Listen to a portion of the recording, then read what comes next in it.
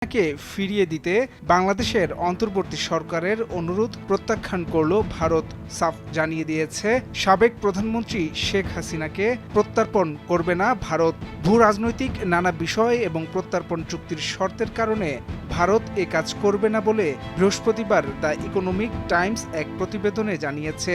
India unlikely to sacrifice Bangladesh x PM Sheikh Hasina শীর্ষক প্রতিবেদনে বলা হয়েছে, হাসিনাকে ভারতের গুরুত্বপূর্ণ মিত্র হিসেবে বিবেচনা করা হয়। কাজ নেই তো খই ভাজ। আমার মনে হয় ভারত সরকার ওই চিঠিটা ডাস্টবিনে ফেলে দিয়েছে, কারণ ভারতবর্ষের ইতিহাস জানে না এই নাবালক উপদেষ্টারা। এই সুদখোর মোল্লা ইউনুস এ জানে না ইতিহাস। ভারতবর্ষ শেখ মুজিবকে শেল্টার দিয়েছে। ভারতবর্ষ এর আগে মুজিব সাহেবের পুরো পরিবারকে শেল্টার দিয়েছে। ভারতবর্ষ এরা তো পাতি, চীনের মতো শক্তিশালী দেশ, তার রক্তচক্ষুকে ভারতবর্ষ ভয় করেনি। জুলাই বিপ্লবের ঘোষণাপত্র প্রকাশ স্থগিত করেছে বৈষম্য বিরোধী ছাত্র আন্দোলন। সোমবার রাতে রাজধানীর বাংলা মোটরে রূপায়ণ সেন্টারে বৈষম্য বিরোধী ছাত্র আন্দোলন ও জাতীয় নাগরিক কমিটি সভা শেষে একথা জানায় কেন্দ্রীয় সমন্বয়করা। তবে বিকাল ৩টায় কেন্দ্রীয় শহীদ মিনারে মার্চ ফর ইউনিটি কর্মসূচি ঘোষণা করা হবে। সংগঠনের নেতারা জানান, অন্তর্বর্তী সরকারের পক্ষ থেকে জাতীয় ঐকমত্যের ভিত্তিতেই জুলাই গণঅভ্যুত্থানের একটি ঘোষণাপত্র তৈরির উদ্যোগ গ্রহণ করেছে, যাকে প্রাথমিক বিজয় হিসেবে স্বাগত জানিয়েছে বৈষম্য বিরোধী ছাত্র আন্দোলন।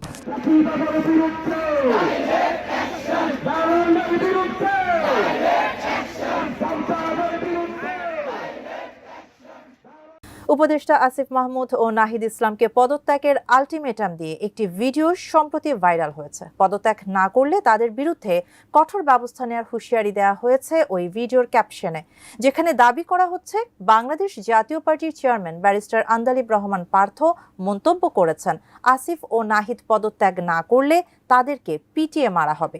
জানিয়ে উত্তাল সামাজিক যোগাযোগ মাধ্যম। তোমাদের মাথা খারাপ হতে 17 মিনিট সময় লাগবে না ভাই। সরকার নামানো আর সরকার চালানো এক কথা না। কেউ কেউ আমাদের অনেক ছাত্ররাও সংবিধান বাতিল করে দিতে চায়, নতুন সংবিধান করতে চায়। ওটা বাদ দিন, ওটা বাদ দেওয়া যেতে পারে। সেটা তো রাজনৈতিক দায়িত্ব।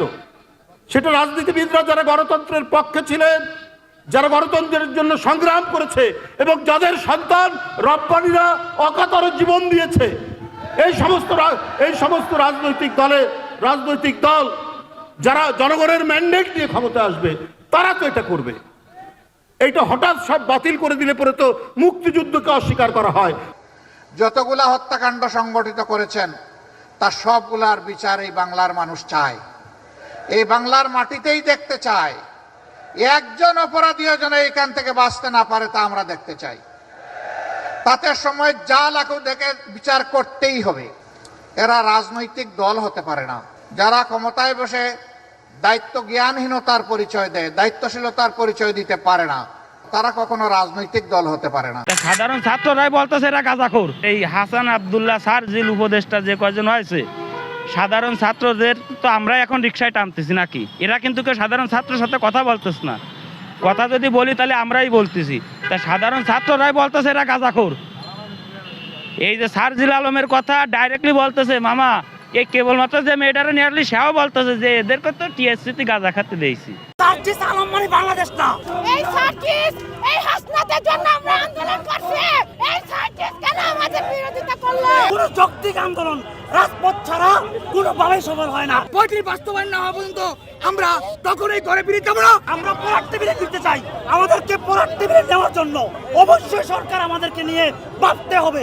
আসিফ ভাই নাহিদ ভাইয়ের শরণাপন্ন হলাম। প্রথমে আমি 10 তারিখে আসিফ ভাইয়ের কাছে গেলাম।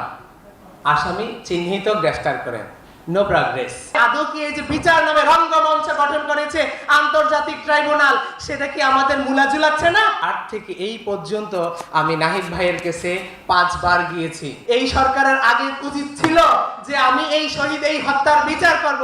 এই সরকারটা আমাদের সরকার থাকতেই যদি আমাদের আজকে এই অধপতন হয়, আমাদের বিচারের জন্য ধন্যাধরদের ভিক্ষা চাইতে হয়, তাহলে কোন সরকারের আমলে আমরা বিচার পাবো? আমি বলেছিলাম 4, আমি এখনো 4-এর বেশি দিতে পারছি না।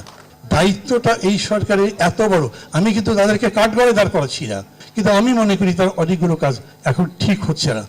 আমি শিক্ষক বলে কি আমি রাজনীতির কথা বলবো না? আমি বলছি একজন আছেন খুবই ভালো ক্রিকেট প্লেয়ার, ওকে নামিয়েছেন ফুটবল খেলার মাঠে, ওর কি দোষ?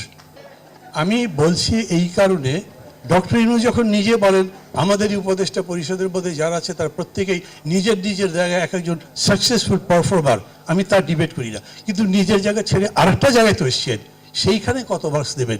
নিজেরা মার্কিং করেছেন। এই অনুমতি নিয়েছি আমি প্রধান উপদেষ্টার কার্যালয় থেকে, যে যাতে আমরা টাইমটা একটু বাড়িয়ে দেওয়া হয় আমাদের, ইনফ্যাক্ট সরি প্রধান উপদেষ্টা না, আমি ক্যাবিনেট থেকে অনুমতি নিয়েছি যাতে আমাদের, কারণ কিছু টেস্টিং আজকে রাত্রে হবে, তো এগুলো হলে পরে কালকে আবার আমরা বসবো, বসে আমরা কালকে একটা প্রাথমিক একটা ধারণা করতে পারবো। আর কিছু জিনিস আছে যেগুলো ক্যাপাসিটি আসলে আমাদের দেশে নাই এখন পর্যন্ত, সেগুলো আগুন সংক্রান্ত যত ম্যাটেরিয়াল আছে সবগুলো। এই সচিবালয়ের ভিতরে একটা কুকুর পাওয়া গেছে, দেশের সর্বস্থান সচিবালয় 7 তলার ভিতরে, ভাই কুকুর গেল কই থেকে? কুকুরটা গেল কই থেকে? সেখানে যে সার্কিট হলো, আপনাদের সিকিউরিটি গার্ডটা কি বাল ফালাইছে ভাই? আপনাদের সিকিউরিটি গার্ডটা কই? পুলিশ কই? একজন ফায়ার সার্ভিসের কর্মীরা ট্রাক চাপা দিয়ে চলে গেল। একটা রাস্তায় ফায়ার সার্ভিস দাঁড়ালে অন্য অন্য রাস্তাগুলো ব্লক করে দেওয়া হয় যেন সেখানে মানুষজন এবং কোনো আদার পাবলিক না ঢুকতে পারে। সেই জায়গায় কিভাবে একটা ট্রাক ঢুকলো, ঢুকে একটা ফায়ার সার্ভিসের কর্মীকে চাপা দিয়ে গেল। সময়টা মোটেও ভালো যাচ্ছে না ভারতীয় প্রধানমন্ত্রী নরেন্দ্র মোদীর। একদিকে অর্থনৈতিক সংকট, অন্যদিকে রাজনৈতিক অস্থিরতা ও বহির্বিশ্বের চাপ। কিন্তু বিগত 1 দশকে ভারতকে দৌর্থ প্রতাপের শাসন করেছেন নরেন্দ্র মোদী। এতটাই প্রতাপের সাথে শাসন করেছেন যে তার সামনে বিরোধী দল থেকে শুরু করে যে কোনো শক্তির টিকে থাকা দায় হয়ে পড়েছিল। কংগ্রেসের মতো ঐতিহ্যবাহী এবং দীর্ঘ সময় ক্ষমতায় থাকা প্রাচীন দলকেও কোনো রকমে নাক ভাসিয়ে টিকে থাকতে হয়েছিল। হামলা, মামলা, গ্রেফতার থেকে শুরু করে নানা অপবাদে দলটিকে অস্থির করে তুলেছিল মোদী সরকার।